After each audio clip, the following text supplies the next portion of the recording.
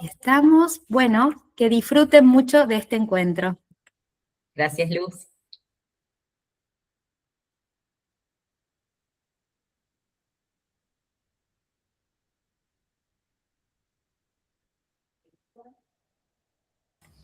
Ahí vemos perfecto. Bien. Bien.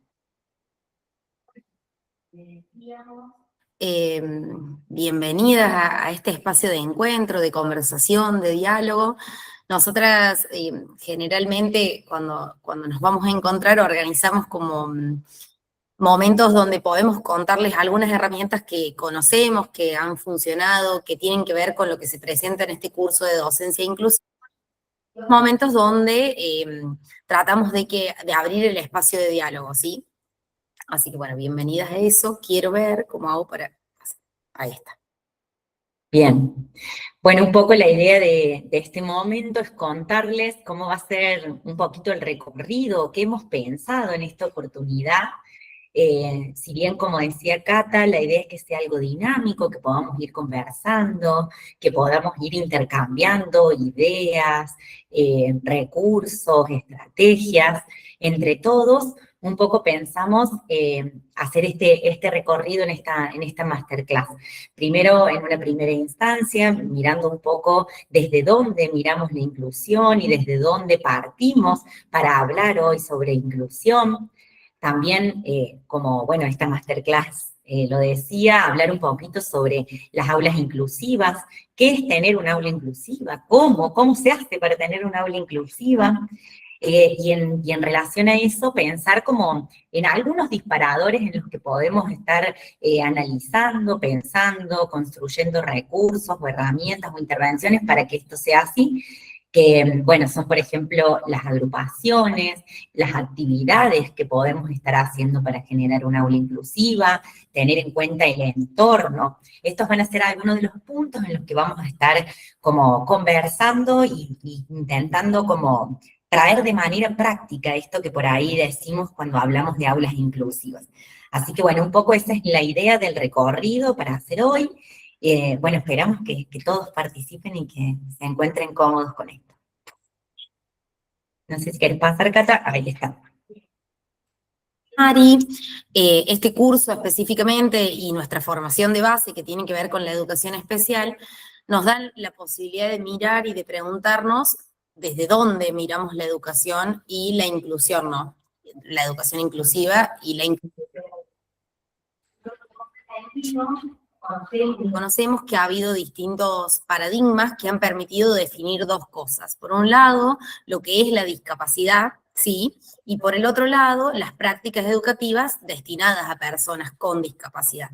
Desde ahí surge esta idea de pensar la educación inclusiva. Por eso a nosotros nos gusta como siempre volver a cuál es la mirada que nos da hoy fundamentos para sostener estas prácticas y defenderlas, ¿no?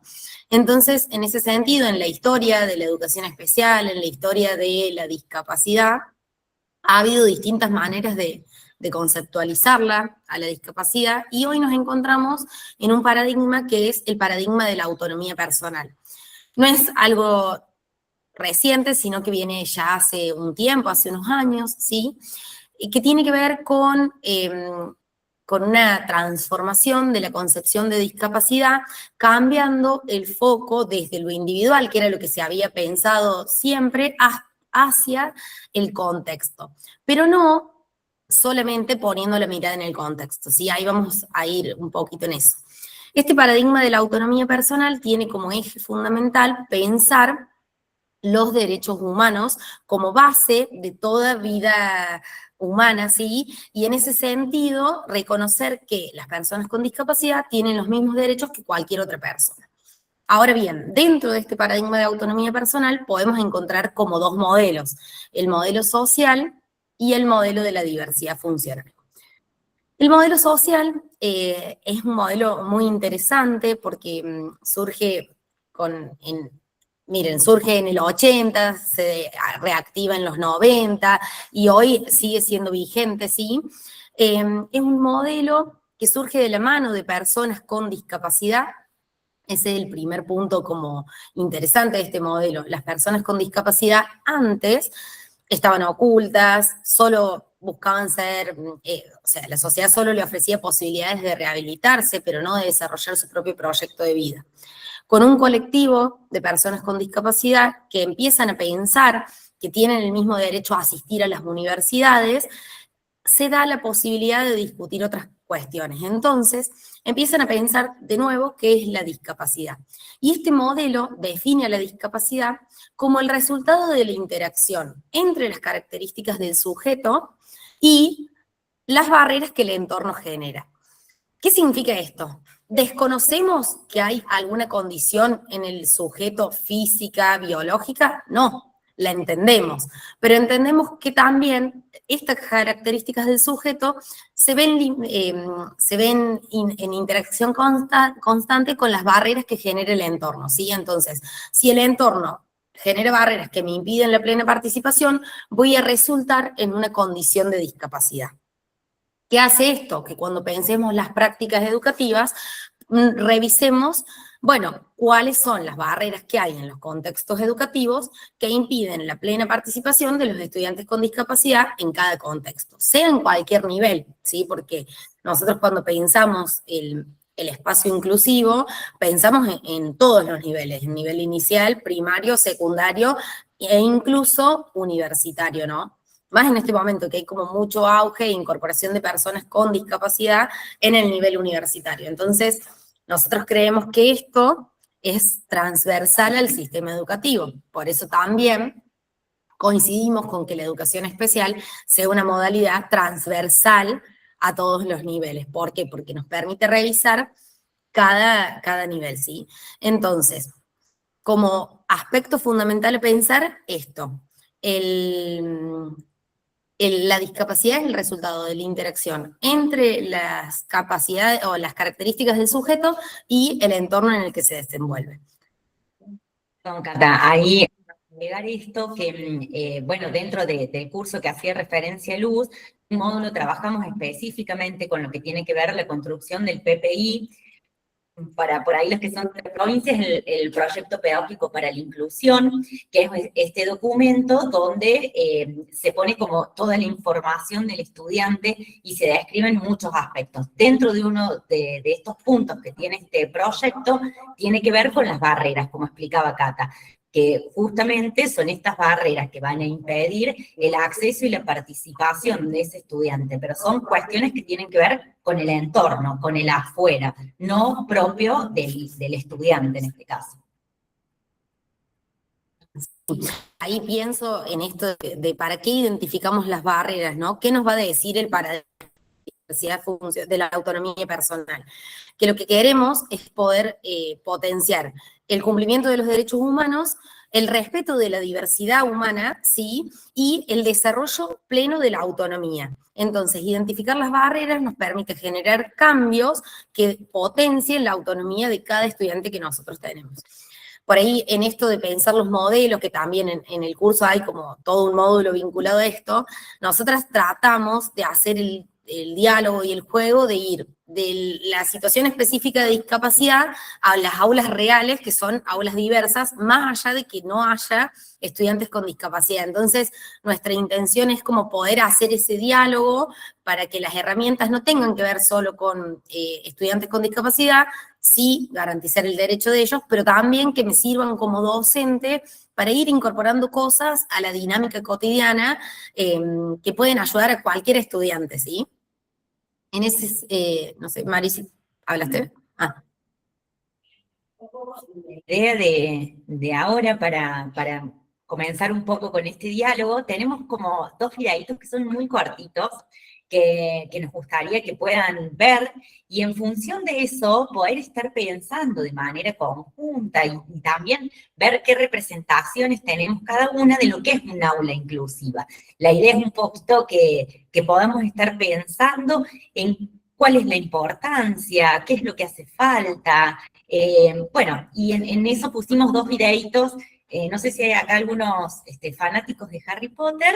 Acá quienes estamos hablando nos gusta, entonces nos pareció divertido sumar estos dos videitos que justamente con Cata conversábamos al margen de que Harry Potter es toda una saga de magia, todo transcurre en una escuela, ¿no? Entonces, bueno, queríamos compartir con ustedes estos dos fragmentos de videitos cortitos para que después podamos conversar.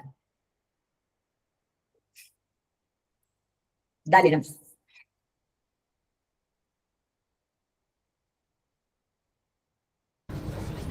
¿Alguien quisiera intentar adivinar qué hay ahí dentro? Es un Bogart, señor. Bien dicho, señor Thomas. ¿Alguien puede decirme cómo luce un Bogart? Nadie lo sabe. ¿A qué hora llegó? Los Bogarts cambian de forma. Se transforman en lo que más teme una persona.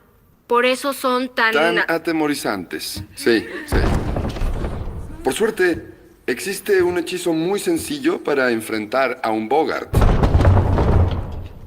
Vamos a practicarlo. Sin varas por ahora.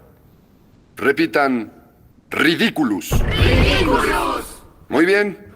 Más fuerte y muy claro. Así, Ridiculous. ¡Ridículos! Esta clase es ridícula. Muy bien. Esa fue la parte fácil, ya que el hechizo solo no basta. Lo que acaba con un Bogart es la risa.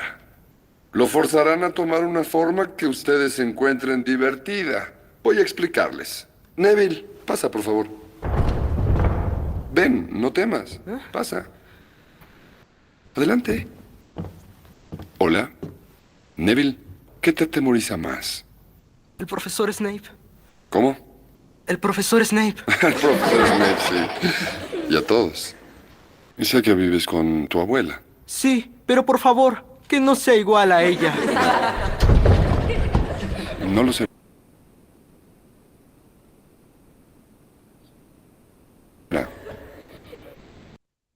Quiero que visualices su atuendo muy claro en tu mente. Ella usa un bolso rojo. No lo digas. Si lo ves, lo veremos. Cuando abra el armario, quiero que hagas esto. Disculpen. Profesor Snape con la ropa de tu abuela. ¿Podrás? Sí. ¿Vara lista? 1, 2, 3.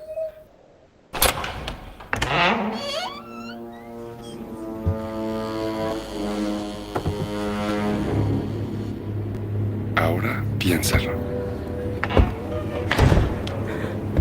¡Ridículos!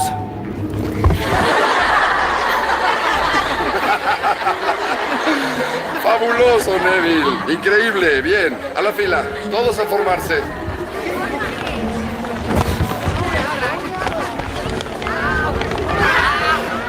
Fórmense. Quiero que todos piensen en lo que más temen y lo conviertan en algo gracioso. ¿Vas?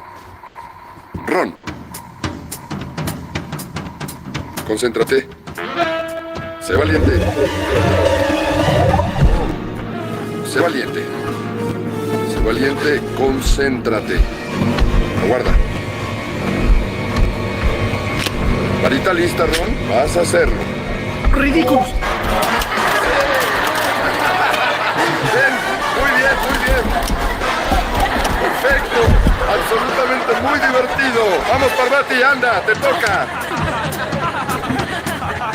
Muéstranos qué ves.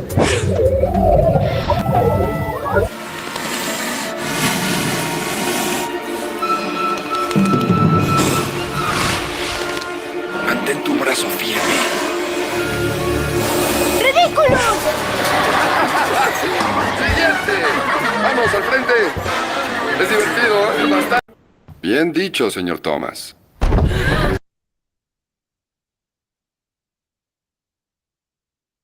Bueno, ese era uno de los videitos que en realidad, bueno, yo fui tomando como algunas notas, pero la idea es que después podamos abrir el debate viendo en contraposición este otro videito que es de la misma película.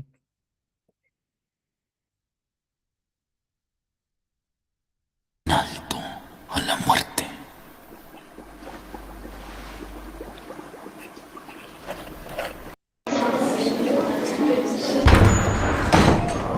Nadie agitará sus varitas ni hará encantamientos tontos en esta clase. Por lo tanto, Supongo que muchos de ustedes no apreciarán el valor que tiene la ciencia y el arte de la creación de pociones, pero aquellos, y serán pocos, que tengan la predisposición, les enseñaré cómo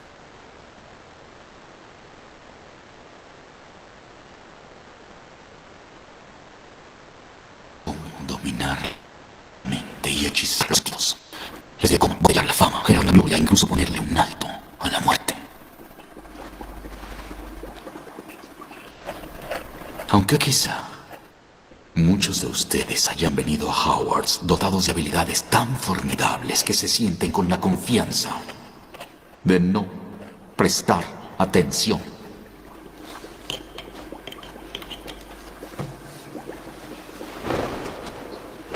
Señor Potter, nuestra nueva celebridad. ¿Qué obtendría si agrego polvo de raíces de asfódelo a una infusión de ajenjo? ¿Ni idea? Entonces dígame exactamente a dónde iría si tuviera que buscar un Bezoar. No lo sé, señor.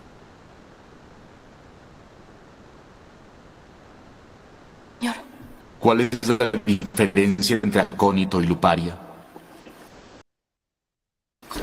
No sé, señor. Triste. Es claro que la fama no lo es todo. ¿O sí, señor Potter? Es claro que Hermione sabe. Es una pena que no le pregunte. Silencio.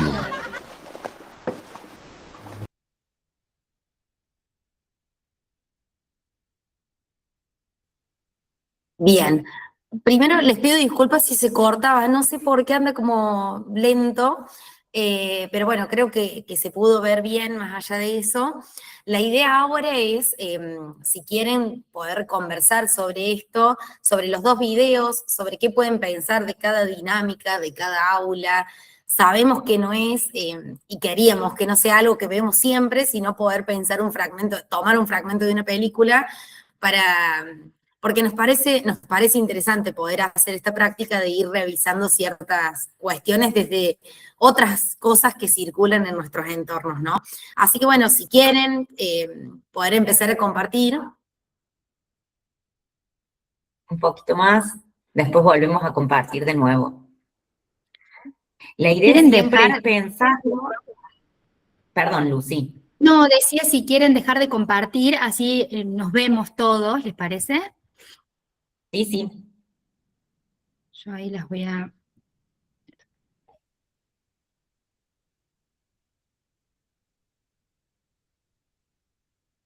Ahí está, buenísimo.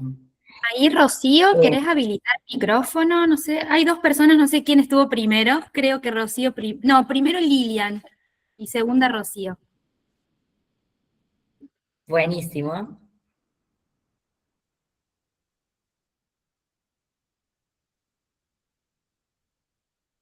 No la No te veo. estamos escuchando, Lilian, ¿sí? ¿Querés desactivar tu micro? Activar, en realidad.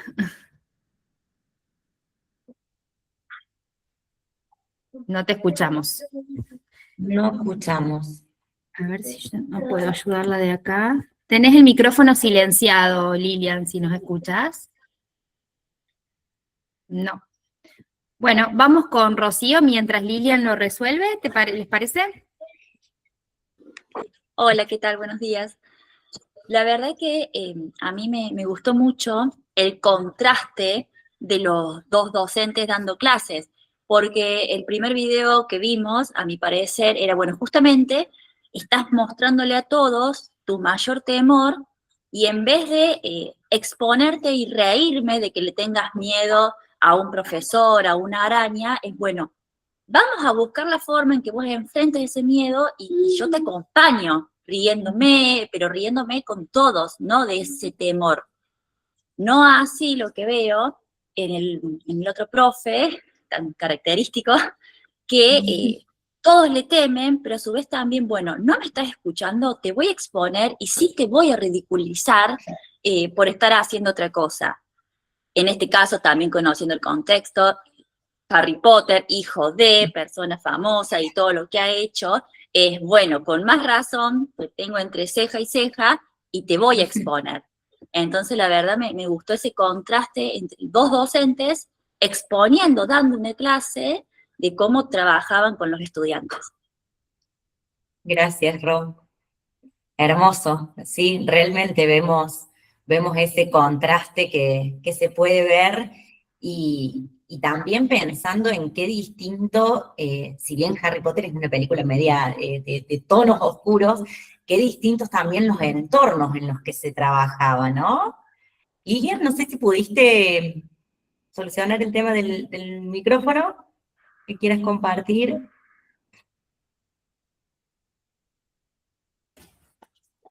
Si no, Lilian, te leemos en el chat y nosotros lo leemos por vos, porque me aparece como un cartel raro. Hay alguna dificultad que no implica solo activarlo, debe ser alguna configuración. Teníamos alguien Bien. más, a ver, creo que alguien levantó, pero ya no veo la manito.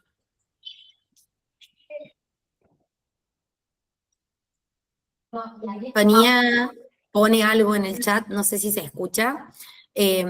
Dice que en el segundo video la intención es rever nuestro rol como aquel que da posibilidad de participar a todos, pero especialmente a los que les apasiona la clase, que pueden motivar a los demás y no para ridiculizar o exponer al que quizás no tiene mucha idea. Jacqueline sí también había levantado la mano. Hola. María sí también. Ok. Buen día. Yo me quedo con dos aspectos importantes: el conocimiento previo por parte del profesor del estudiante. Creo que eso es fundamental, ¿no? El tema de que el primero, el jocoso, el que lo invita a una metodología más cercana, eligió muy bien al estudiante hablando desde su historia. Y creo que es importante a nuestro estudiante saber desde las raíces. A veces nos piden un perfil de estudiante, pero cada uno tiene su propio perfil. Y bueno, el otro ya lo expusieron por la fama, por todo lo que le antecede. Creo que es una herramienta fundamental. Si no conocemos a quién tenemos enfrente, es difícil. Por eso creo que es importante las articulaciones, hablar con los docentes que lo estuvieron antes. Desde esa mirada me parece que podemos empezar la inclusión antes de llegar al aula. Gracias. Hermoso, hermoso. Realmente el perfil de cada estudiante es único. Por eso hoy hablamos de que tenemos tantas aulas heterogéneas, ¿no? Ya no podemos hablar de un único perfil de estudiante. Gracias, muchas gracias por el hermoso el aporte. Ahí, chicas, Lilian pudo dejarnos el mensajito por el chat. Después vamos con María Silvia. Lilian dice, lo que quería aportar es la posibilidad que se abre a exponer las vulnerabilidades que todos tenemos, aportando una herramienta que igual y posibilita pararse desde un lugar diferente. Todos somos vulnerables de algún modo y es lo que aporta limitaciones a que la diversidad en su riqueza aparezca. Bien. María Silvia, ¿querés? Cuántas cosas lindas que están saliendo. Ay, no te escuchamos, María Silvia. A ver ahora.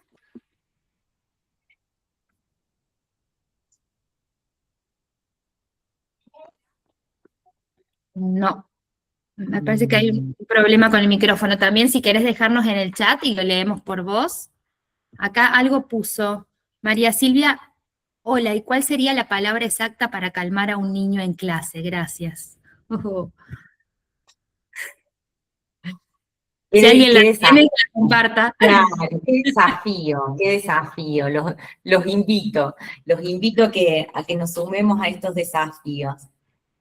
Realmente son preguntas y un poco me parece que tiene que ver esto con lo que decía Jacqueline, ¿no? Que no hay una única receta, ya que tenemos perfiles, cada uno desde su individualidad, desde su heterogeneidad. Entonces, la verdad es que si bien uno puede tener ideas, lo real es que recetas únicas, lamentamos decirles que no tenemos, pero sí la idea es poder construir la mayor cantidad de recursos y de intervenciones y de herramientas para que podamos utilizarlas a todas. a todas y probar con cada una de ellas que podamos ir pensando. Yo, en este sentido, había notado también algunas cuestiones que tienen que ver con el entorno en el que se dan estas clases. La forma en que los docentes invitan a participar, digo, en esto de que animar al estudiante a poder participar de la actividad, de cómo están dispuestos en el aula, veía, en unos estaban todos sentados, cada uno en su pupitre, en el otro era un ambiente, un entorno donde todos estaban parados, donde lo que tenían que abrir era como un placar. La experiencia que se vivía en uno y otros eran distintas, me pareció, ¿no? Un docente invita primero a practicar cómo lo tengo que decir, qué tengo que decir, que se pueda ensayar conjuntamente con el docente. El otro, como nos decía un poco también Rocío, expone al estudiante haciéndole preguntas que claramente no tenía por qué saber. Y me parece que, Marina. bueno, sí. No, solamente un aporte con esta idea del rol, del aula, también romper un poquito solamente este aporte a lo que las compañeras acá presentan, que es muy bueno, muy interesante bueno, Harry Potter siempre tiene mucho, mucho para analizar, pero digo, romper un poquito la estructura del aula, que el aula no es ya la tradicional, que el aula puede ser en el patio, la plaza, el aula puede ser cualquier espacio donde se esté provocando o donde se produzca conocimiento. Digo, porque también nos cuesta romper la estructura del aula y el aula como tal, como espacio, eh, digo, cualquier espacio donde se generen reflexiones, aprendizaje significativo, donde realmente se rompa estructuras que ya tenemos por ahí incorporadas, que también nos cuesta, ¿no? Trabajar y por ahí también esta nueva modalidad el nuevo formato de escuelas precursoras o el transformar viene a romper un poco con estas estructuras. Y por ahí nos toca trabajar con docentes que, bueno, tienen otro formato o que hace más años que están en la escuela trabajando y docentes que, no digo que tampoco soy tan joven, pero digo que tengo menos años, menos antigüedad y que a mí me gusta mucho salir del aula tradicional. Entonces, digo, esto de relajar también los espacios de trabajo y de combinar, de salir, de caminar, de cambiar, genera mucho aprendizaje. Nosotros tuvimos una experiencia con artes, estamos trabajando en artes integradas, que está mi compañera, mi amiga también acá conectada, de arte, y generamos un espacio de trabajo, la verdad, increíble. Estuvimos trabajando con tercer año de una escuela, que debe estar también, creo que está conectado el vicedirector acá, Martín. Espectacular de trabajo con tercer año, donde trabajamos, bueno, brevemente cuento, incorporamos arte, música, educación física. Se generó un espacio de trabajo tan increíble, fuimos a la plaza simplemente con un globo. Generamos un espacio de trabajo tan increíble. Dentro de todo tenemos un niño con discapacidad que era una de las primeras veces que realizaba actividad física, que bueno, pudo ir caminando, bueno, toda una situación bastante que realmente uno se va con un mensaje y con una movilización interna que nos pasó, y eso creo que pasa por eso, porque a nosotros, yo no sé si hay una forma, porque todo el tiempo nosotros buscamos la palabra justa o la clase ideal, y nos venimos con 700.000 libros tratando de que sea la mejor clase de mi vida. Y a veces voy a decir, con un globo, disculpe la expresión, voy a ser brusca, la puta madre, era un globo. Era un globo, Dios. Entonces digo, pasa por eso. Yo decía ayer, los chicos, inflar un globo para ver cuánto aumenta la frecuencia cardíaca, cuánto se puede alterar, digo, el sistema respiratorio, todas estas cuestiones que nos hacen repensar nuestras prácticas y cómo resignificar el hacer. La verdad que yo trato siempre de romper un poco con esta estructura y nosotros tenemos una escuela que, bueno, y no porque estén mis colegas, mis amigos, mis compañeros acá, pero nos dejan romper con esta estructura del aula y los chicos también estaban contentos por estas situaciones, que nos dejan salir ¿no? Y Tal estos cual. espacios nos permiten pensarnos. Solamente compartir esto que me encantó, esto de romper un poco la estructura del aula, y que el aula no es el espacio ese de 4 paredes, y que los chicos ya también, nuestros estudiantes nos piden eso. Tal cual. Yo Qué quería, interesante, perdón, Luz, el aporte. sí, Me quedo pensando algunas cosas que nos van a dar pie para las herramientas que queríamos compartirles en este momento, pero alguien en el chat hablaba de herramientas que igualan. Eso me pareció una idea interesante en esto de, bueno, ¿cuál es el espacio o probar distintos espacios para ofrecer oportunidades de igualar? Pero ¿desde dónde igualar? Desde ofrecer equidad, y la equidad tiene que ver con darle a cada uno aquello que puede estar necesitando, también en la medida de nuestras posibilidades, porque hay algo real que también traían en el chat, que tiene que ver con algunas políticas institucionales. Hay escuelas que no habilitan a que uno pruebe de distintos espacios, y eso también es una barrera para la inclusión. Sin embargo, celebramos las que sí, como la tuya, porque es reinteresante la experiencia, y también nosotras creemos que es posible hacerlo en otros espacios que no sea, en el espacio del aula también, simplemente. Entonces, la intención de hoy es compartir herramientas que tienen que ver con el aula específicamente y con otras aulas o con el aula ampliada, para resignificar nuestras prácticas y ofrecer condiciones de equidad, ¿no?, en los procesos de inclusión y de diversificación.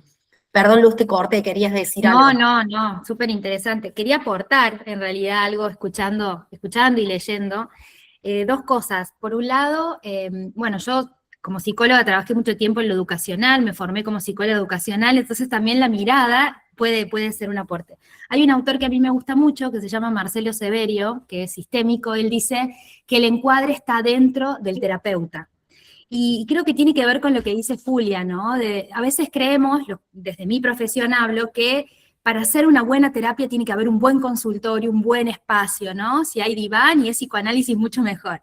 Pero digo, aplicándolo a otros espacios también, me parece interesante eso, entender que si uno tiene claridad de lo que quiere compartir, de lo que quiere transmitir, de cuál es el eje de la clase, de qué contenidos se tienen que trabajar, cuáles son las competencias que busco, no importa dónde se da. Y un poco también la pandemia nos ha traído eso. De repente tuvimos que por obligación romper esas estructuras físicas que eran las paredes del aula para empezar a pensar unas nuevas posibilidades de educar.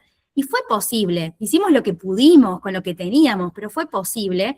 Y gracias a eso tenemos estos espacios de formación virtual también que vinieron para quedarse. Por otro lado, también compartir que yo escucho mucho las críticas a los docentes. Son profesiones muy criticadas, muy desvalorizadas en todo sentido. Y yo tengo una postura asumida respecto a la docencia y la inclusión, y es que yo no creo que sea falta de capacidad o de interés de los docentes. No me parece que vaya por ahí. No creo que alguno de los que están acá diga, no, a mí no me interesa hacer inclusión. No creo que vaya por ahí. Yo creo que no hay método, no hay formación, porque si bien hoy entiendo que hoy la formación del magisterio está cambiando, hay una bajada en todo sentido de una mirada muy hegemónica del ser humano, ¿no? Que tiene que ver con un paradigma de salud y que tiene que ver con un paradigma de normalidad, si vamos a la estadística, de la mayoría. Entonces, los maestros se forman y cuando se ven con la realidad, que la realidad es ampliamente diversa, no hay método. Por eso también la idea de hacer este curso, porque veíamos que falta la herramienta, ¿no? Entonces, yo les agradezco, chicas, y me parece súper interesante como este espacio también para generar comunidad, ¿no? Y también sumado a eso, poder escuchar experiencias como la de María Julia, realmente hacen, digo, en el resto de nosotros hacen creer que realmente vamos hacia ello y que esto es posible y que realmente se pueden tener hermosas experiencias. Claramente no todo el tiempo vamos a poder salir, vamos a poder romper con los esquemas, pero sí escuchar estas experiencias realmente hacen que nos anime a seguir intentándolo. Así que bueno, no sé, Cata, si querés poner de nuevo la presentación para que podamos seguir un poquito más en el recorrido. Agradecemos la participación de todos. La idea de este encuentro es esto, ¿no? Poder participar, siéntanse libres de cuando lo deseen hacer, abran el micrófono y escuchamos nomás. Bueno, un poco en relación a esto que estuvimos charlando recién, algunos aspectos, pero así de manera muy general, que nosotros veíamos respecto a las aulas inclusivas y a qué se define como un aula inclusiva. Veíamos, como decía Cata en un principio, si nosotros nos posicionamos desde un modelo social, poder tener el reconocimiento del derecho a la diferencia, del derecho a la educación sobre todo, a la educación inclusiva, de poder estar como priorizando en este sentido el derecho a la educación de todos los estudiantes. Por otro lado, pensábamos como otro gran eje de aulas inclusivas el diseño de un entorno que tiene que ver con esto que hablaba recién Julia, de romper el entorno del aula solamente, de esas 4 paredes, de que si estoy en estas 4 paredes, ¿qué van a tener estas 4 paredes? Va a estar paredes que no me dicen nada, paredes que me hablan. Bueno, ¿cómo vamos a diseñar ese entorno? También pensamos en esto de la flexibilidad, que un poco lo que decía Cata, nosotros invitamos a las escuelas a que den la oportunidad a los docentes. Hay un montón de docentes que tienen un montón de ideas fantásticas y siempre nosotros en estos espacios aprovechamos cuando sabemos que hay algún director, que hay algún miembro de gestión, aprovechamos para incentivar a que den la oportunidad de flexibilizar estas aulas y que realmente van a obtener otros resultados. Y por último, ya centrado más en lo que tiene que ver la actividad en sí, el poder pensar en consignas significativas, en esto de que hoy estamos viviendo en un momento en el que todo es muy volátil, todo es muy superficial, los estudiantes son otros, verdaderamente. Entonces, bueno, el poder pensar estas consignas de manera significativa para que realmente genere un aprendizaje profundo en los estudiantes es algo que creemos también central.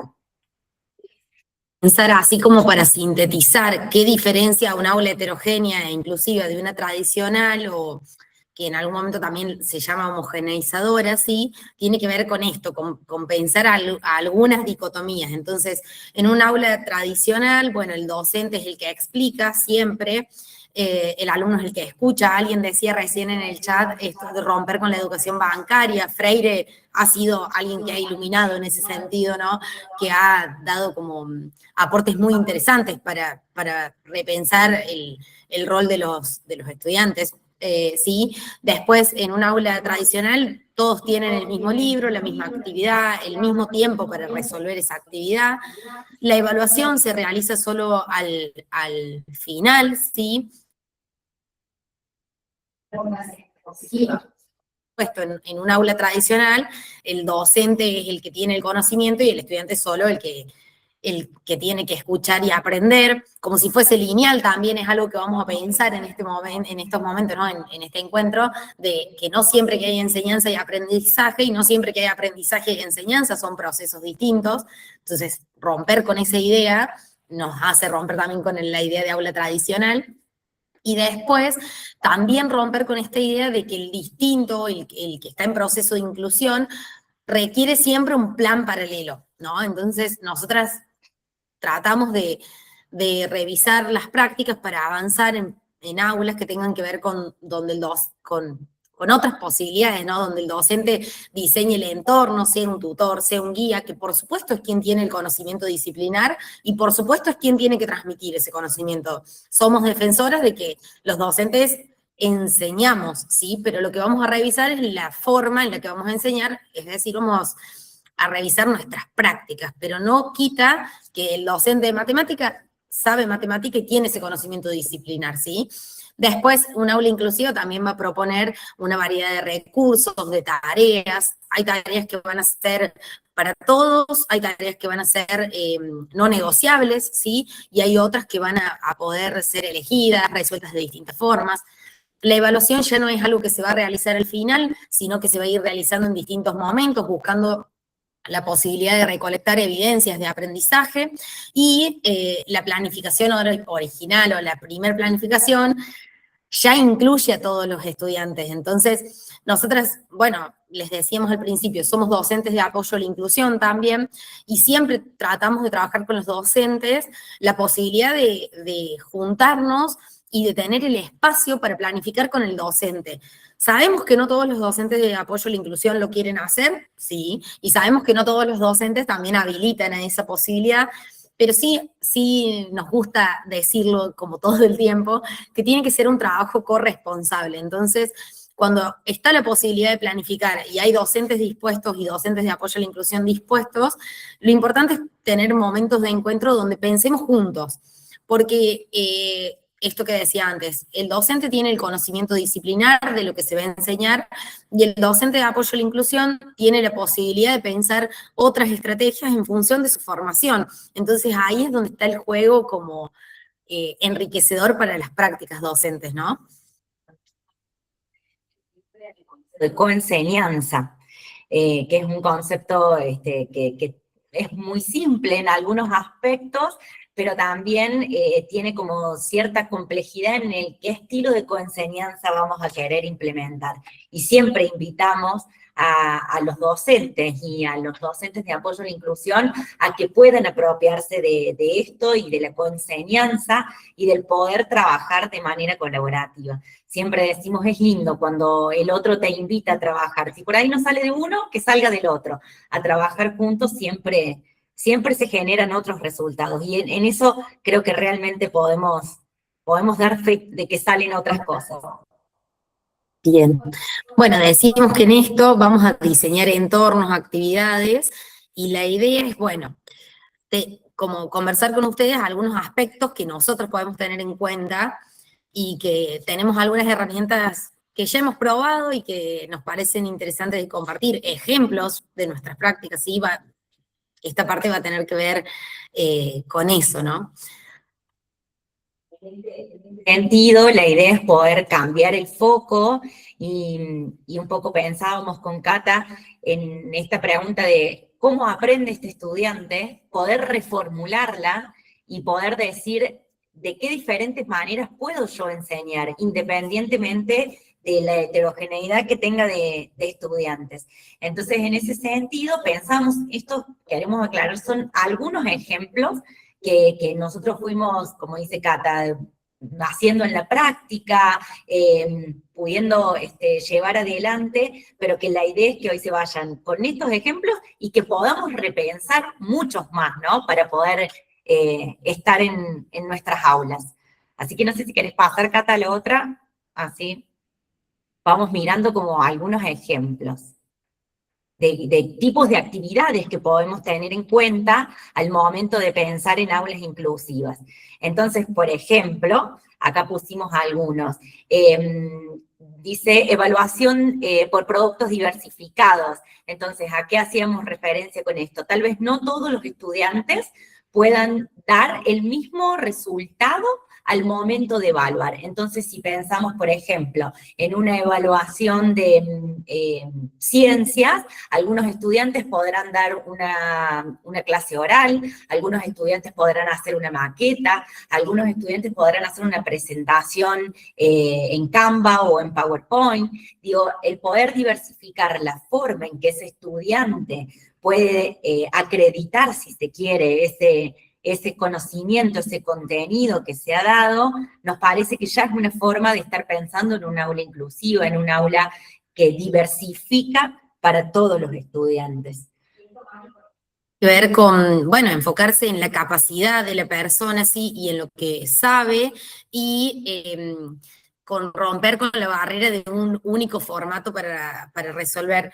Recién Jacqueline decía, bueno, cada estudiante tiene un perfil distinto, creo que era ella, cada estudiante tiene un perfil distinto y el conocer las raíces, bueno, eso es interesante. Por ejemplo, yo he trabajado con un estudiante que para la exposición oral presentaba como muchos desafíos porque le daba vergüenza, plena adolescencia, y lo que habíamos acordado con sus docentes era que él, cuando iba a ver una exposición oral, se grababa previamente en un video en su casa y le enviaba al docente con anticipación para el día de la evaluación que el docente ya pudiese tener la nota que le iba a dar a los otros en el momento, a él también. Entonces, él lo hacía, lo filmábamos, él podía exponer, se presentaba el afiche igual que los otros, lo armaba y generaban un espacio seguro para él y podía ser evaluado, y sus docentes accedieron a eso, sobre todo en materias más como historia, biología,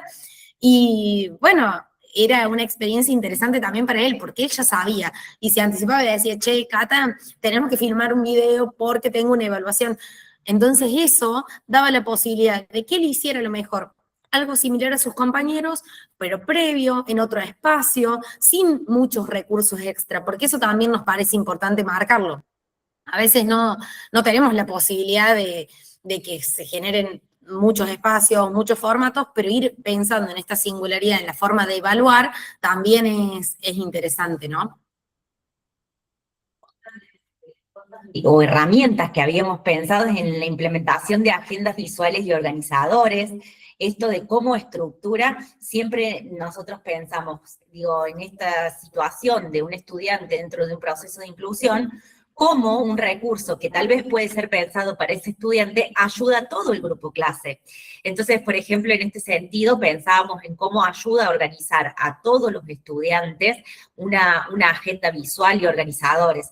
Y en esto que dice Cata, de por ahí no desplegar como tantos materiales, yo le contaba de una seño que hacía en el pizarrón arriba un dibujo muy simple de cómo iba a ser la rutina de ese día. Entonces, por ejemplo, llegaba y les decía, bueno, recuerden que hoy vamos a tener matemática, y hacía un cuadradito que tenía números, después vamos a ir al recreo, y hacían niños de palito jugando, y hacía 3 o 4 cuadritos de cómo iba a ser la organización de ese día. Y eso les puedo asegurar que ya era un recurso súper valioso para estudiantes que estaban dentro de un proceso de inclusión en su aula, pero también para toda la clase. Realmente los organiza a los estudiantes, los puede anticipar a qué se va a venir después. Realmente son recursos súper lindos y que se pueden utilizar para toda la clase y pueden realmente ayudar a todos los estudiantes. Alguien en algún momento preguntaba como la palabra para calmar a un estudiante. Nosotras la palabra, como no la tenemos, sería como imposible de tenerla, pero la implementación de agendas visuales y organizadores es un punto clave cuando uno tiene un estudiante con TEA. Leí ahí que es un estudiante con TEA Bueno, en este perfil, poder tener algo que estructure de forma visual, lo que hace es reducir la carga de ansiedad en la persona y de memoria. Entonces, no va a evitar el 100% que se produzca quizás una crisis o una situación de desregulación, pero sí va a disminuir las posibilidades de que se detone la ansiedad y eso lleve a una crisis. Ese como primer recurso es fundamental para atender este tipo de perfiles, ¿sí? Nosotras lo sugerimos en aulas, en todas las aulas, no solo donde haya estudiantes con TEA, porque bueno, permite autonomía, permite organización, permite anticipación, pero sí nos parece fundamental hacerlo cuando hay estudiantes con TEA. Ahí vamos a ir a los tipos de tareas, Silvia, o actividades, y quizás alguno de esos recursos puede como servir. Lo que sí te pido que me cuentes en el chat es si tiene docente de apoyo a la inclusión o no, cómo hacen con eso. Si querés contarnos, entonces lo podemos ir leyendo y ver si algo de lo que tenemos te sirve, ¿no? Puntos y herramientas o recursos que habíamos pensado es en esto de las consignas con niveles de complejidad creciente. Y en este sentido, bueno, justamente es el poder pensar una misma actividad con distintos niveles. Y ahí es cuando por ahí muchas veces nosotras que trabajamos mucho con docentes se nos plantea, no, pero al final tengo que hacer una actividad para cada niño, eso me lleva muchísimo tiempo, y acá es donde por ahí nosotros queremos como resaltar la importancia de que estas pequeñas cosas hay veces ni nos llevan tanto tiempo. Entonces, por ejemplo, nosotros siempre les contamos a los seños, a lo mejor una actividad de matemática que tiene que ser un problemita, para un estudiante le voy a dar solo el problema. A otro estudiante ese mismo problema le puedo marcar 2 datos claves con negrita. A otro estudiante le puedo hacer el mismo problema, pero le hago la casita la famosa casita que usábamos antes, que se sigue usando actualmente, para que pueda ordenar la operación que tiene que hacer. Son pequeñas cosas que van a hacer que esa consigna sea diversa y tenga distintos niveles de complejidad. No necesariamente tienen que ser actividades distintas o grandes cambios y grandes actividades, o en actividades que tienen que ver con escritura. Por ahí nosotros usamos mucho en primer grado en distintos niveles de escritura. Entonces, a lo mejor algunos estudiantes van a poder en una palabra completar con letras. Otro nivel puede ser que puedan escribir una palabra, y en otro nivel puede ser que sea escribir una oración. Y digo, la consigna va a variar muy poquito, pero ya tenemos distintos niveles para diferentes estudiantes. Esto también, ¿no? Pensando siempre en que todos los estudiantes puedan incluirse en la actividad. Una estrategia que usamos como mucho nosotras en procesos de inclusión tiene que ver con, bueno, una estrategia de accesibilidad que es la lectura fácil, que tiene características como específicas, pero más allá de eso, cuando tenemos algún estudiante como con desafío en la atención o en la comprensión de consignas, sí o sí lo que marcamos es que cada consigna tenga un solo proceso ejecutivo.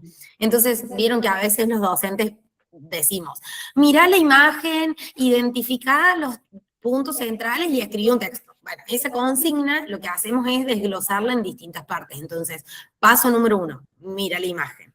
Paso número 2, hace esto. Paso número 3. Eso hace que tenga que hacer lo mismo, que resolver lo mismo, pero de una forma organizada. Y sobre todo, por ejemplo, pienso en perfiles de estudiantes con, esto que decía, atención, con TEA, con dislexia, ¿sí? Este tipo de consignas son favorecedoras para la comprensión y la autonomía. A ver. Bueno, no sé si vos, Cata, vas leyendo el chat, me cuesta mirar todo. Sí.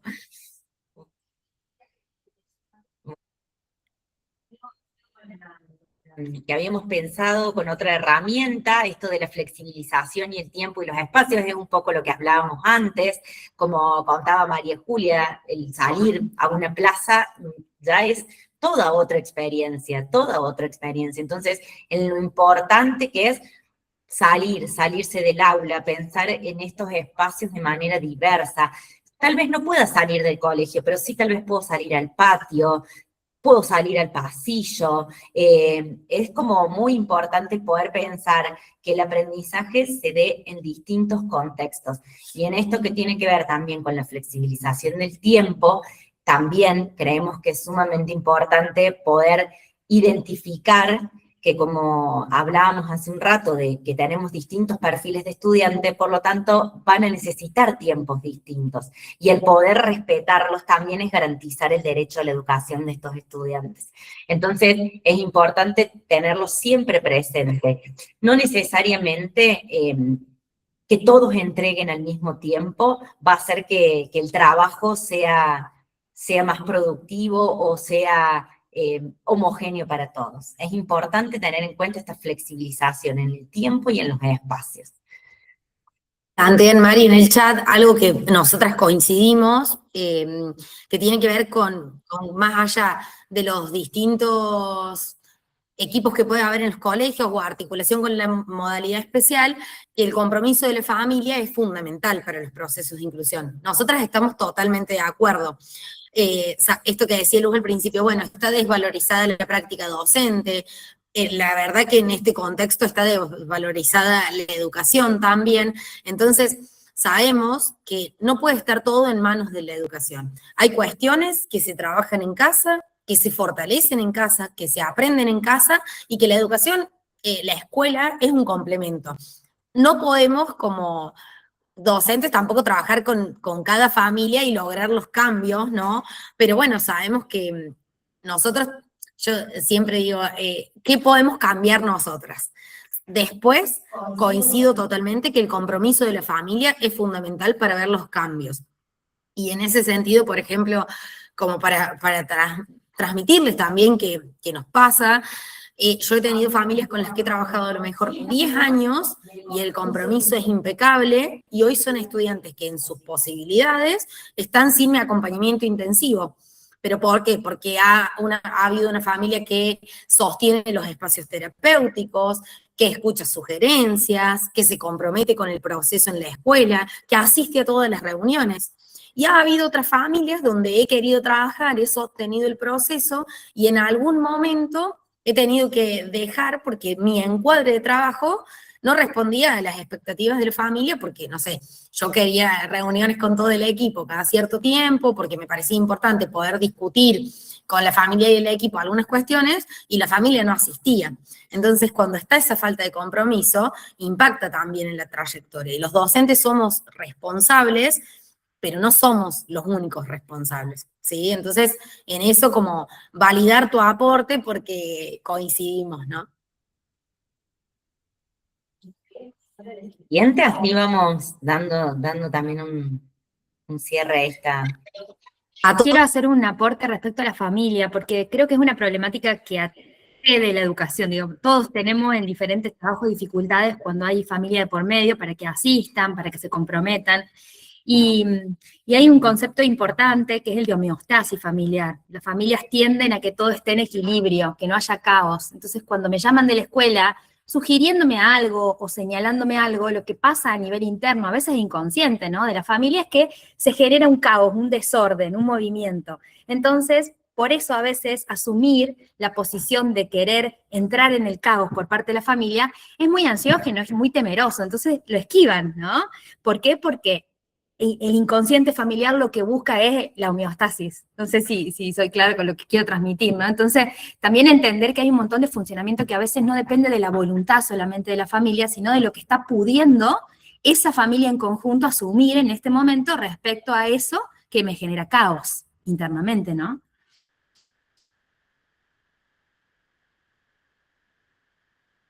Perdón, me silencié y no, no podía hablar. Tal cual, Lu, creo que hoy más que nunca estamos hablando de la familia y de cómo trabajar en red, de cómo acompañarnos entre todos, ¿no? Creo que, bueno, hoy tenemos como un desafío extra en cuanto a la crianza de los niños, el impacto de la tecnología en los niños. Bueno, es un tema muy, muy amplio que realmente nos convoca y nos convoca a todos. Sin embargo, bueno, comparto totalmente esta mirada que estamos teniendo de la responsabilidad compartida, ¿no? De avanzar como algunas preguntas que tienen que ver con, están marcando el uso de las tecnologías, como que les interesa como punto, y también esto de los materiales manipulativos 3D. En el uso de las tecnologías, nosotras, ¿qué cuestiones consideramos? Sabemos que hay tecnología de alta y baja, o sea, de alta y baja intervención, que algunas son más simples y otras son más complejas, que no todas las escuelas cuentan con los mismos recursos, pero ¿qué consideramos en la tecnología? Bueno, el uso de tablet, por ejemplo, para usar programas alternativos y aumentativos de comunicación cuando no hay lenguaje, ¿sí? Después, el uso de lectores de pantalla. En estudiantes, el lector de pantalla, lo primero que está hecho es pensado para personas con discapacidad visual. Pero cuando uno tiene un estudiante que, por ejemplo, todavía no lee, o hay un perfil caracterizado por alguna cuestión de dislexia, de discalculia, o TEA, sirve el lector de pantalla en algunos momentos. Por ejemplo, quiero que le lea un cuento y el niño no quiere escuchar el cuento conmigo porque quiere usar la computadora, puedo usar un lector de pantalla para que lea ese cuento, ¿sí? Y eso es una tecnología que es simple, porque incluso los teléfonos también tienen aplicaciones gratuitas para instalar con lectores, y lo puedo usar para intervenir en alguna situación. También nosotros pensábamos en el uso de las tecnologías para nosotros como docentes. ¿Por qué? Y nosotros usamos un montón. Está en auge todo lo que tiene que ver con la inteligencia artificial, ¿no? Todos estamos en el mismo proceso de tener que formarnos en los usos para aprovecharla al máximo y para no cometer errores, o para qué sí, para qué no. está esto de docentes que nos dicen, no, y siento que no voy a pensar más porque ahora el chat nos puede resolver todo. Sin embargo, por ejemplo, esto que yo les decía de la estrategia de lectura fácil, es una estrategia compleja, está diseñada como una estrategia de accesibilidad, pero yo a veces tengo que hacer algo en lectura fácil y se lo pido a la inteligencia artificial y después lo corrijo. Entonces, le digo, respetando las pautas de estrategia, de la estrategia de accesibilidad de lectura fácil, por favor, transforma este texto para un niño de 7 años o un estudiante universitario. Y lo uso la inteligencia como recurso que potencie mi práctica, ¿sí? Y ahí también, no solo lo podemos hacer los docentes de grado y los docentes de apoyo a la inclusión.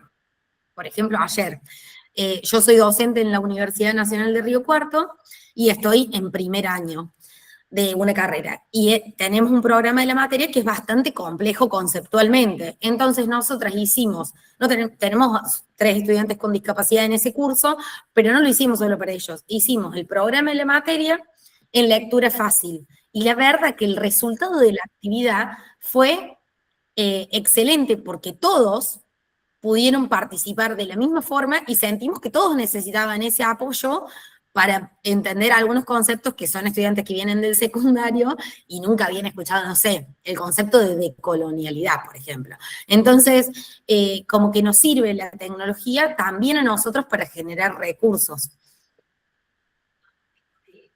Fácil, Cata, una cosita que por ahí les puede servir, si alguien por ahí no tuvo la posibilidad de tener acceso aún a algo de lectura fácil, en una página del gobierno, no recuerdo exactamente, está la Constitución en lectura fácil, como para por ahí tener un ejemplo y ver a qué se hace referencia cuando hablamos de lectura fácil.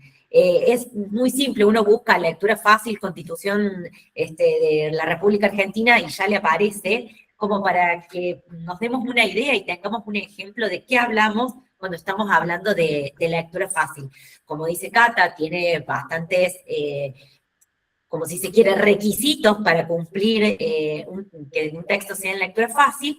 Sin embargo, está bueno tenerlo como presente y, como dice Cata, poder utilizar estas herramientas de la guía para que nos faciliten en ese trabajo, ¿verdad?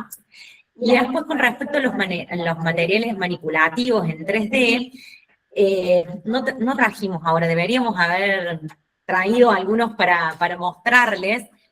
En realidad, ¿qué hacemos referencia con los materiales manipulativos? Hoy vieron que en impresión 3D existen un montón de cosas. Nosotros utilizamos algunos recursos, como por ejemplo, reglas de lectura, que son reglas que vienen con un... como si quiere un agujerito en el medio para poder guiar la lectura, vienen separadores de palabras que son en 3D, vienen materiales para trabajar fracciones, por ejemplo. Entonces son todos materiales que el estudiante puede manipular y que realmente facilitan el acceso a esos contenidos. Vienen, en esto que les decía, la casita para sumar, también viene un dispositivo para tener la casita para sumar, vienen casitas para multiplicar, hay una infinidad de recursos que se pueden hacer en 3D y que realmente también en nuestra práctica los utilizamos y son algo muy útil, primero porque el estudiante se engancha, tiene un material nuevo, tiene algo para manipular, y después por la utilidad misma que le dan, ¿no? a estos elementos. Realmente son cosas que está bueno tenerlos como recursos propios, a lo mejor. Nosotros siempre con Cata hablamos de la valija que tiene el docente, ¿no? El docente nunca va a andar con un bolsito pequeño, el docente siempre va a andar con una mochila cargada con todos estos recursos que siempre es importante tener.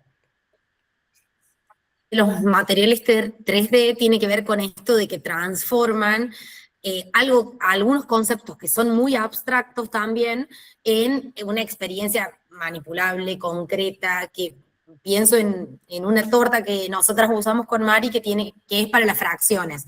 Entonces es un círculo que es el entero. Después tiene 2 medios círculos que exactamente encastran ahí, que es 2 mitades, y así sucesivamente hasta que creo que llegamos a un 9º, entonces, y queda como porciones de pizza, Pero eso al niño poder ver, poder mover, o por ejemplo, si no tenemos ese material, pero queremos trabajar capacidades en matemática, llevamos una botella, una lata de 250, una botella de 500, una botella de 1 litro, con eso no está impreso en 3D y el estudiante ya puede como ver en concreto algo que es abstracto y que es difícil de entender, ¿no? Entonces, ese tipo de cuestiones son interesantes.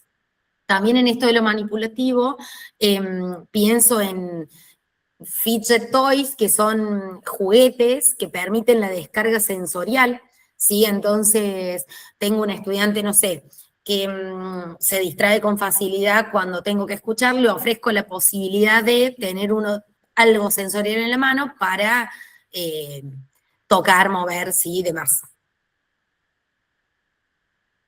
Bien.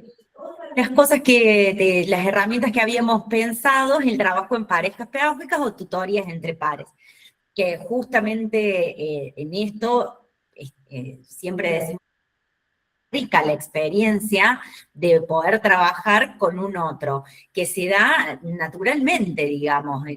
Siempre queremos trabajar en grupos, siempre hay estudiantes con los que vamos a querer trabajar, y justamente tiene que ver con la interdependencia como valor, ¿no? Del poder yo aportarle al otro y que el otro pueda aportarme a mí.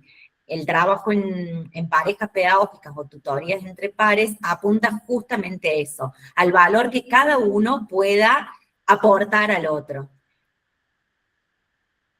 Y nos queda el último, que era, no, ya lo dijimos, el uso de múltiples soportes de información. De la enseñanza basada en proyectos, que bueno, ustedes lo conocen seguramente incluso más que nosotras, que tiene que ver con un formato de planificación que ofrece la posibilidad al estudiante de tener un rol activo, que potencie la autonomía, que tenga que ver con resolver alguna situación, y generalmente cuando hay un proyecto terminamos con la elaboración de algún producto, un producto final. Entonces, creemos que cuando diseñamos proyectos podemos articular distintas áreas de conocimiento, porque a lo mejor un proyecto está atravesado por lengua, matemática, arte, no sé, música, tecnología. Entonces, este formato de planificación permite que uno diversifique un montón de cosas, los recursos, las actividades, el producto final que se va a elaborar, y en eso nos parece como un modelo que es interesante, ¿no? Compartir pantalla. Denme un segundo. Tecnología nos supera y en las presentaciones tenemos que estar como muy atentas.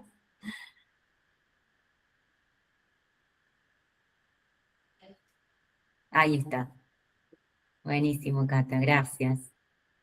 Bueno, un poco, nada, queríamos como poder compartir estas herramientas prácticas, si se quiere, para poder trabajar el día a día en el aula y pensar en esta aula inclusiva, en esta aula diversificada, en la que, bueno, hoy claramente nos encontramos día a día, ¿no? Con contextos tan heterogéneos.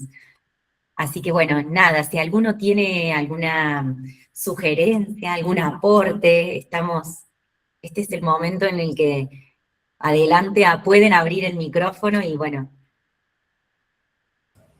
y contarnos alguna experiencia. Agradecemos siempre las experiencias que nos pueden contar, porque siempre decimos nosotros que son ideas que tomamos y que pueden sumar a otra persona también, ¿no? Siempre en ese sentido es lindo compartir desde dónde trabaja cada uno, qué está haciendo. Sí, Patricia.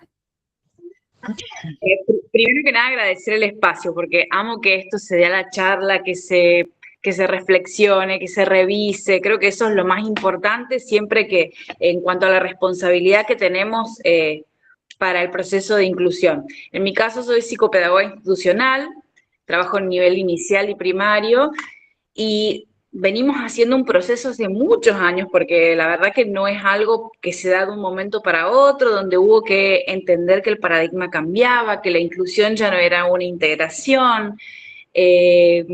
Bueno, fue un trabajo, estamos haciendo todavía un trabajo muy arduo, y una de las cosas por ahí que más lindas que fueron sucediendo es nosotros desde lo institucional plantear cómo somos barrera y comunicarlas.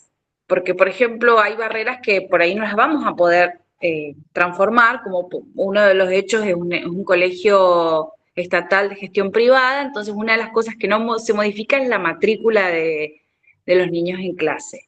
Entonces, cuando nos reunimos con la familia o con el equipo que atiende a un niño con discapacidad, lo planteamos y le decimos, nosotros no queremos mentir con la oferta educativa, nosotros queremos que ustedes sepan cuán pobladas son nuestras aulas para que definamos si es lo adecuado para ese niño, o inclusive cuando en el camino de ese niño también se detecta que a lo mejor hay alguna condición o algo subyacente, bueno, ¿y seguimos siendo la mejor opción?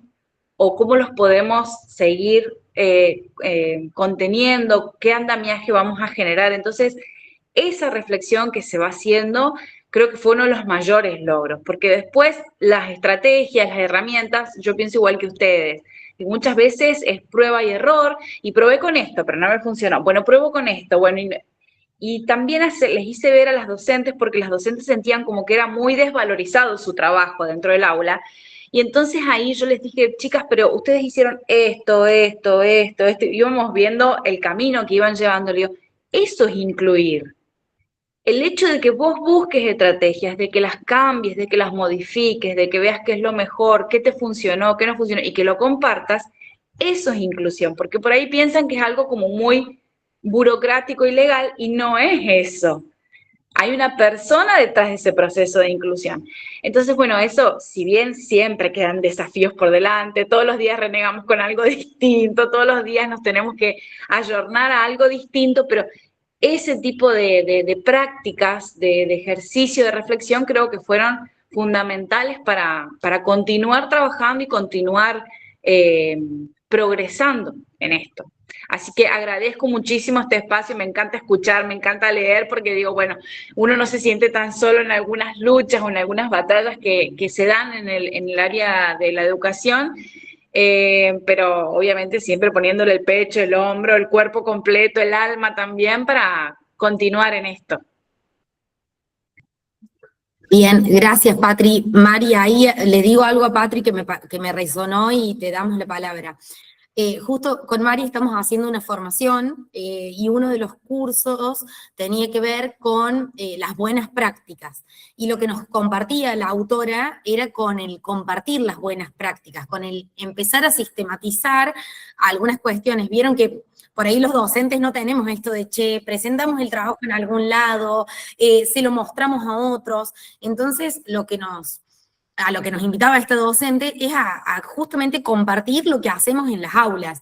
Y yo digo, también es una forma de revalorizar las prácticas docentes, porque coincido con vos, a veces está tan desvalorizado que hay como que acompañar al docente a mirar como todo lo valioso que hace en lo cotidiano y no a ponerlo como una exigencia más. Yo creo que cuando logramos ese cambio, nos corremos de la queja o del no puedo al trabajamos juntos. Y eso es como clave para pensar los procesos de inclusión, ¿no? Así que bueno, esto de, hay una guía de buenas prácticas, que quizás esto que decías te gusta leer, está interesante para poder sistematizar experiencias docentes.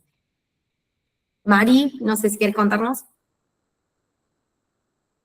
Perdón, sí, vos sabés que resoné exactamente con lo mismo, Cata, pensando en esto de las buenas prácticas, y sí, lo valioso que es poder registrarlas, porque es más, creo que al momento de registrarlas las hacemos conscientes, ¿no? Por ahí antes no las habíamos visto, pero cuando las registramos, ahí decimos, ah, mira, sí, entonces sí, sí estoy haciendo.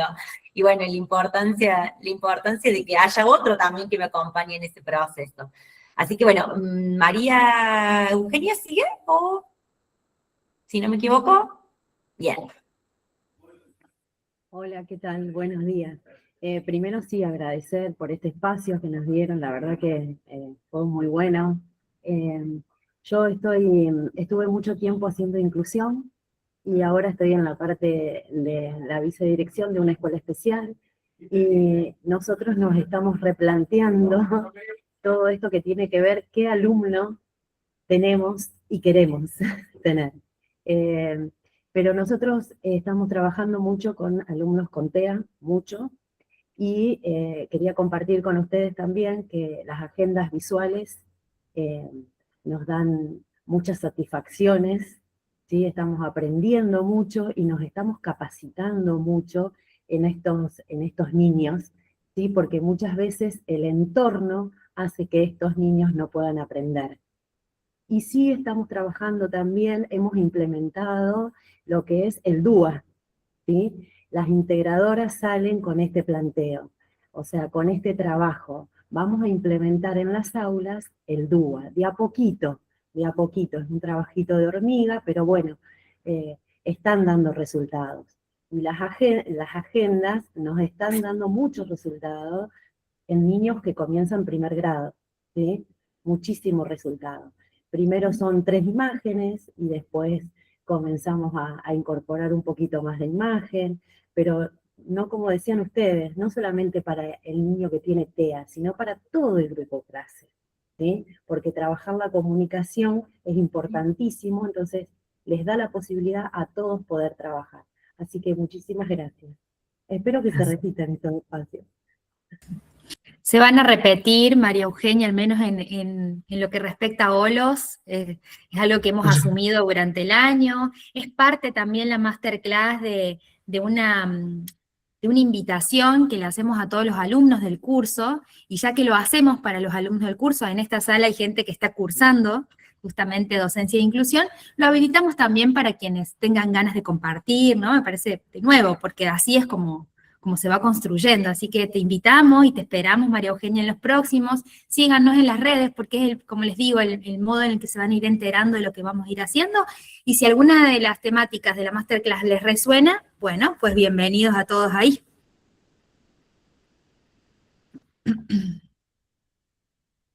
En eso, María Eugenia, nosotras también usamos el DUA, hacemos como una convergencia de enfoques, usamos algunas cuestiones de aulas heterogéneas, algunas cuestiones de DUA, es re interesante.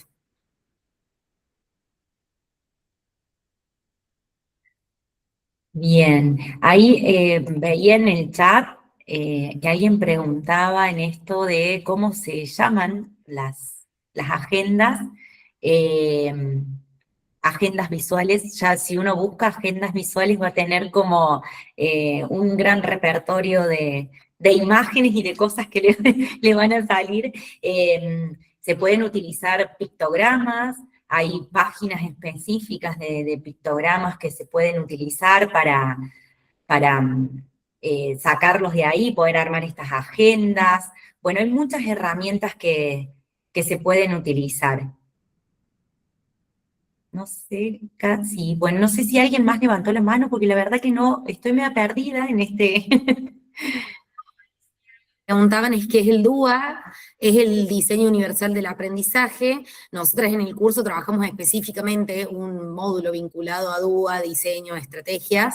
Es muy amplio el DUA, como para explicarlo en este momento, pero es eso, hay dos diseños, el DUA como diseño universal del aprendizaje y el DUE como diseño universal de la enseñanza, ¿sí? Es una estrategia de diversificación.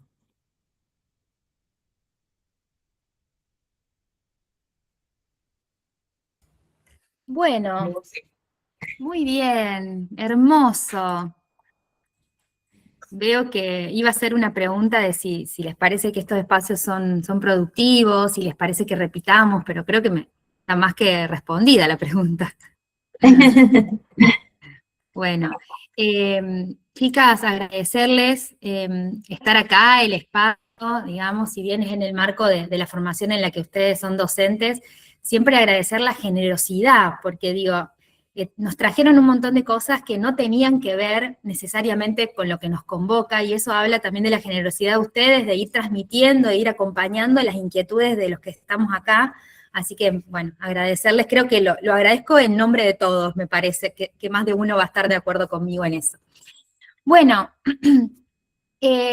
Quisiera compartirles un poquito algunas cuestiones bien puntuales del curso, recordarles la asistencia, por favor, para poder acceder a beneficios que tenemos pensados para ustedes.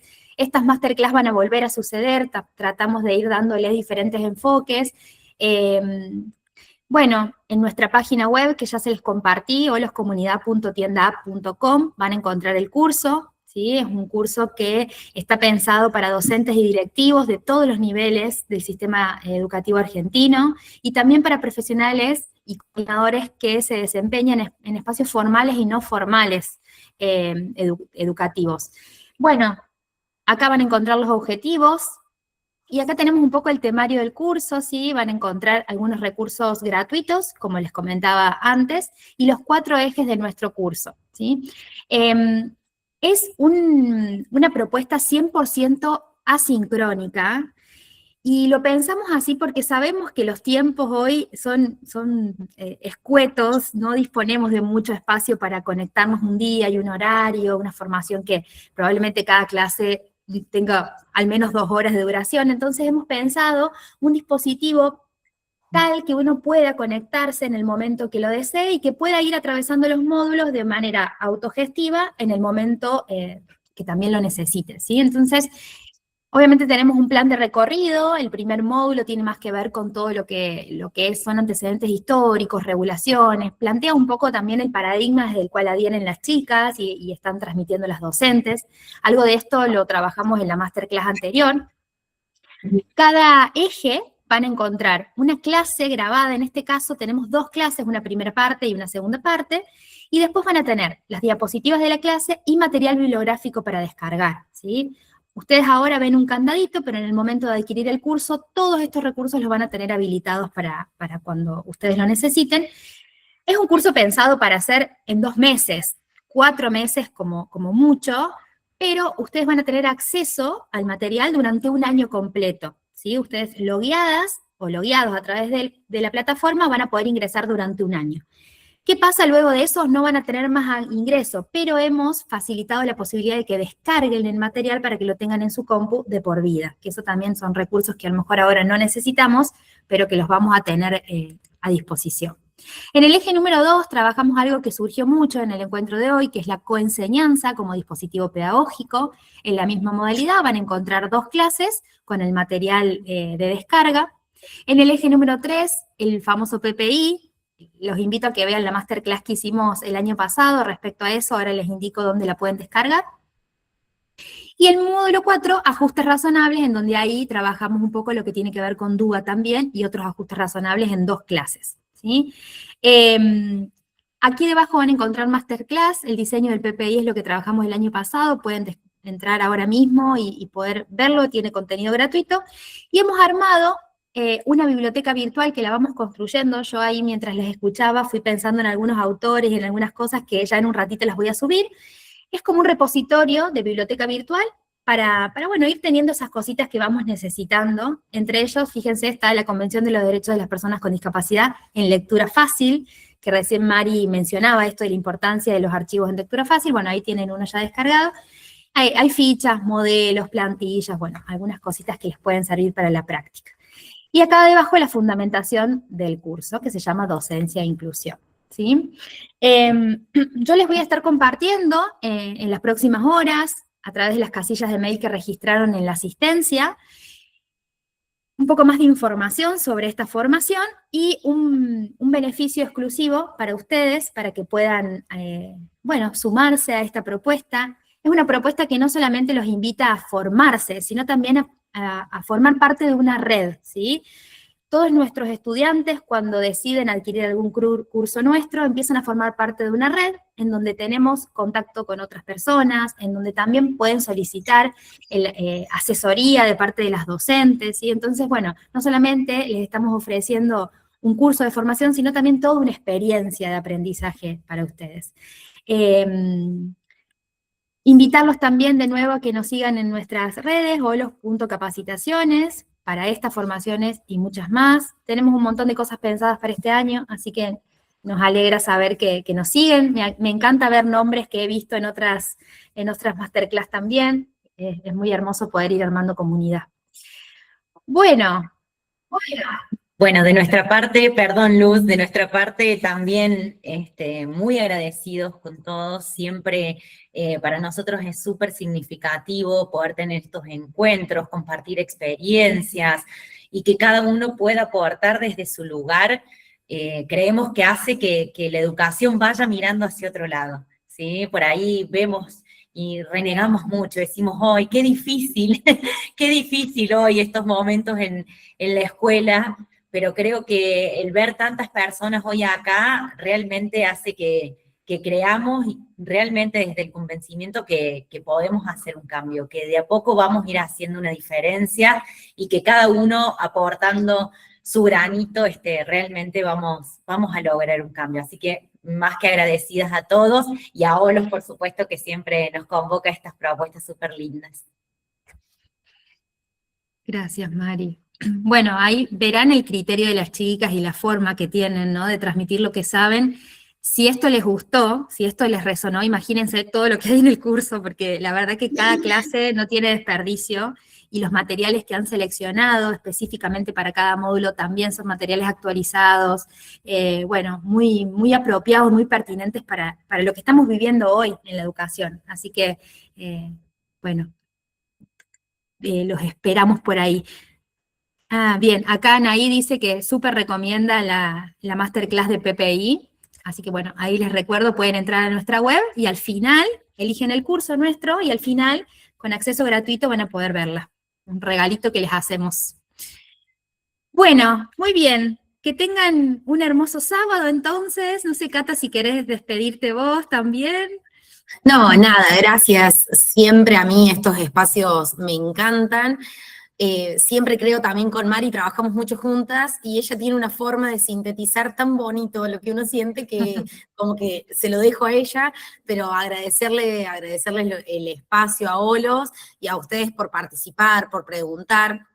Sabemos que no podemos responder todo y estamos convencidas de que está bien que así sea porque la educación implica pensar contextos, pensar personas, pero estamos agradecidas de poder conversar, de poder conocer nuevas inquietudes. Yo acá anoté algunas cosas que ustedes decían que digo, bueno, las voy a usar en algún otro momento y que me parecen importantes, así que gracias. Bueno, buenísimo. Así arrancamos el sábado, el fin de semana, esta semana corta de nuevo, no sé cómo están ustedes, pero a mí se me hace un lío.